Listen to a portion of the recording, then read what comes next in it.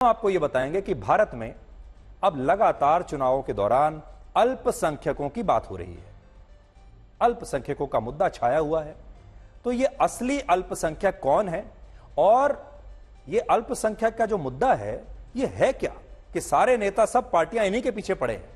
हमारे देश के 20 करोड़ मुसलमान असली अल्पसंख्यक हैं या सिर्फ 57,000 पारसी और सिर्फ 45 लाख की तादाद में जैन धर्म के लोग असली अल्पसंख्यक हैं। आज मैं आपसे भी यह सवाल पूछता हूं कि अल्पसंख्यक किसे माना जाना चाहिए। हमारे देश में मुसलमानों की संख्या है 20 करोड़। क्या वो असली अल्पसंख्यक हैं या फिर पारसी असली अल्पसंख्यक हैं जिनकी संख्या सिर्फ 57,000 रह गई है, या फिर जैन अल्पसंख्यक हैं जो जिनकी संख्या कुछ लाख है। 26 अप्रैल को दूसरे चरण में 13 राज्यों की कुल 88 लोकसभा सीटों पर वोटिंग होने वाली है, जिसके लिए आज चुनाव प्रचार का आखिरी दिन था।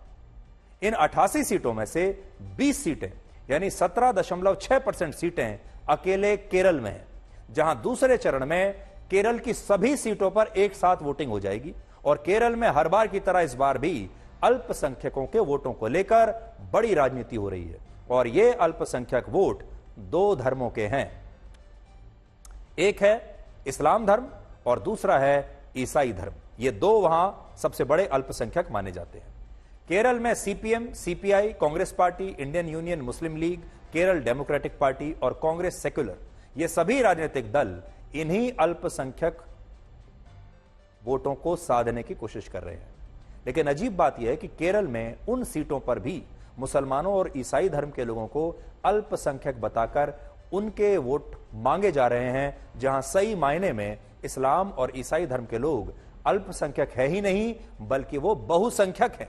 और इन सीटों पर हिंदू धर्म के लोग अल्पसंख्यक हैं। तो आज मैं आपको वो सीटें बताऊंगा जहां हिंदू अल्पसंख्यक हैं और मुसलमान और क्रिश्चियन बहुसंख्यक हैं। उदाहरण के लिए मल्लपुरम में 68% मुसलमान और सिर्फ 30% हिंदू हैं। फिर भी वहां मुसलमान अल्पसंख्यक माने जाते हैं और हिंदू बहुसंख्यक माने जाते हैं। पोनानी लोकसभा क्षेत्र में 62% मुसलमान हैं और 37% हिंदू हैं। यहां भी मुसलमानों को अल्पसंख्यक ही माना जाता है। इडुक्की में 41% ईसाई हैं, 10% मुसलमान हैं, जबकि 49% हिंदू हैं। और इसी तरह वायनाड में भी हिंदुओं से ज्यादा वोट अल्पसंख्यकों के हैं। अब आपको समझ में आएगा कि वायनाड से राहुल गांधी चुनाव क्यों लड़ते हैं, क्योंकि वहां अल्पसंख्यकों के वोट ज्यादा हैं। वायनाड में 41.3% मुसलमान हैं, 13.7% ईसाई हैं, जो मिलकर 55% होते हैं। इसके बावजूद वायनाड में भी 45% हिंदू ही बहुसंख्यक माने जा रहे हैं और इन सबको अल्पसंख्यक माना जाता है। और आपने देखा कि ये जो कॉम्बिनेशन है वहां, इसी की वजह से राहुल गांधी अमेठी को छोड़कर वायनाड से चुनाव लड़ रहे हैं। और एर्नाकुलम, कोट्टयम, कासरगोड और पथनमथिट्टा जैसी सीटों पर भी मुसलमानों और ईसाई धर्म के लोगों की 40 से 50% आबादी है। लेकिन इसके बावजूद इन सभी सीटों पर बहुसंख्यक मुसलमान और ईसाई धर्म के लोग ही अल्पसंख्यक हैं और अल्पसंख्यक हिंदू सबकी नजरों में बहुसंख्यक है।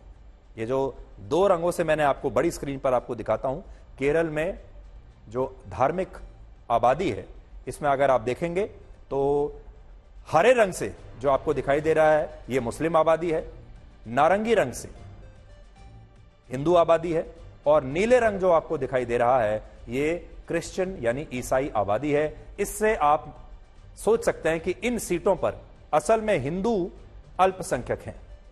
पर क्या हमारे देश में कोई ये मानेगा कि कई राज्यों में हिंदू अल्पसंख्यक हो चुके हैं? क्या वहां हिंदुओं को भी अल्पसंख्यकों के अधिकार मिलेंगे? क्या हिंदुओं के लिए भी वैसी ही राजनीति होगी अल्पसंख्यकों के नाम पर जैसी मुसलमानों के लिए होती है? 1960 के दशक में केरल में 60.8% हिंदू थे, 21.2% ईसाई और 17.9% मुसलमान थे। लेकिन वर्ष 2011 के जनगणना में केरल में हिंदू सिर्फ 54.7% बचे थे। यानी हिंदुओं की आबादी अगर आप देखेंगे ऊपर तो 60% से घटकर 54% रह गई। तो हिंदू जो हैं केरल में कम हो रहे हैं।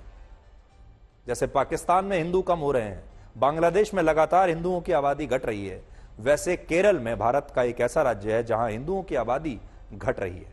लेकिन मुसलमान 17.9% से 26.6% हो गए और ईसाई 21.2% से 18.4% रह गए। यानी हिंदुओं की आबादी घट रही है, ईसाइयों की आबादी भी घट रही है और मुसलमानों की आबादी केरल में बढ़ रही है। यानी पाकिस्तान में भी हिंदुओं की आबादी इतनी कम नहीं हुई जितनी पिछले 60 वर्षों में केरल में हो गई। और सोचिए, अभी तो पिछले 13 वर्षों से हमारे देश में जनगणना हुई नहीं है। अगर यह हो जाए तो कल्पना कीजिए केरल में मौजूदा स्थिति इससे भी ज्यादा खराब आपको मिलेगी और आपको पता चलेगा कि हिंदुओं की संख्या और भी कम हो चुकी है और मुस्लिम आबादी की संख्या और ज्यादा बढ़ चुकी है। फिर भी कहते हैं कि केरल में मुस्लिम ही अल्पसंख्यक हैं। इससे भी ज्यादा हैरानी की बात है कि केरल में 45% मुसलमान और ईसाई रहते हैं। इसके बावजूद उन्हें अल्पसंख्यक का दर्जा मिला है, जबकि हिंदू वहां कई क्षेत्रों में अल्पसंख्यक होते हुए भी बहुसंख्यक माने जा रहे हैं। और बात सिर्फ केरल की नहीं है, जरा दूसरे राज्यों पर भी नजर डालिए। इसी दूसरे चरण में बिहार की किशनगंज सीट पर चुनाव होगा, जहां 65% मुसलमान और 32% हिंदू हैं। केरल की तरह यहां भी 65% मुसलमान ही अल्पसंख्यक माने जाते हैं और यही स्थिति असम में भी है। असम की करीमगंज सीट पर 53% मुसलमान हैं, 42% हिंदू हैं। नौगांव सीट पर 43% मुसलमान, 55% हिंदू।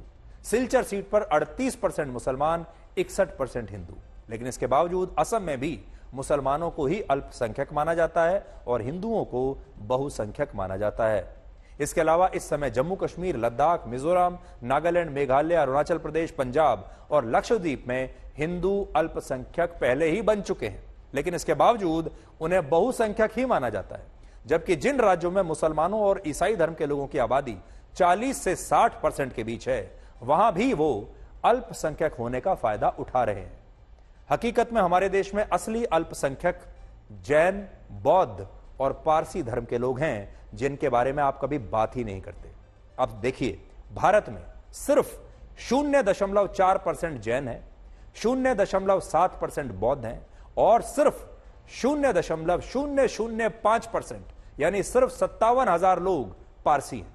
और सही मायनों में असली अल्पसंख्यक ये जैन, बौद्ध और पारसी है, जो ना तो आरक्षण के लिए कभी आंदोलन करते हैं, ना ही खुद को अल्पसंख्यक बताकर सरकारों से हक मांगने के लिए पहुंचते हैं, ना ही विशेष सुविधाएं मांगते हैं, ना कभी धरना प्रदर्शन कर रहे हैं, ना हिंसा कर रहे हैं, ना कोई आंदोलन कर रहे हैं, ना ये भूख हड़ताल पर बैठ रहे हैं। लेकिन फिर भी इन असली अल्पसंख्यकों की हमारे देश में कोई बात नहीं करता और कड़वा सच यह है कि इन्हें तो कोई अल्पसंख्यक मानता ही नहीं है। आपने कभी सोचा है कि पारसी जो सिर्फ 57,000 हैं इस देश में, ये लोग असुरक्षित महसूस क्यों नहीं करते? ये कभी आकर ये क्यों नहीं कहते कि हमें डर लगता है, हमें हिंदुओं से डर लगता है? ये क्यों नहीं कहते? इन्होंने कभी नहीं कहा कि हमारी संख्या इतनी कम है तो हमें जो है वो आरक्षण मिलना चाहिए। ना कभी बौद्ध कहते हैं और ना कभी जैन ऐसी बात कहते हैं कि इन्हें डर लग रहा है।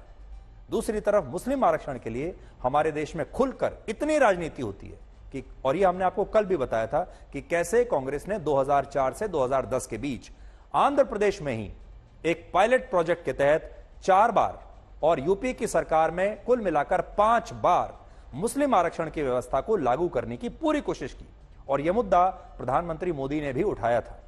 लेकिन अब असदुद्दीन ओवैसी कह रहे हैं कि अगर अब देश में सांप्रदायिक दंगे हुए तो इसके लिए प्रधानमंत्री मोदी जिम्मेदार होंगे। सुनिए क्या कहा। मोदी की एक ही गारंटी मुसलमानों से नफरत की गारंटी है।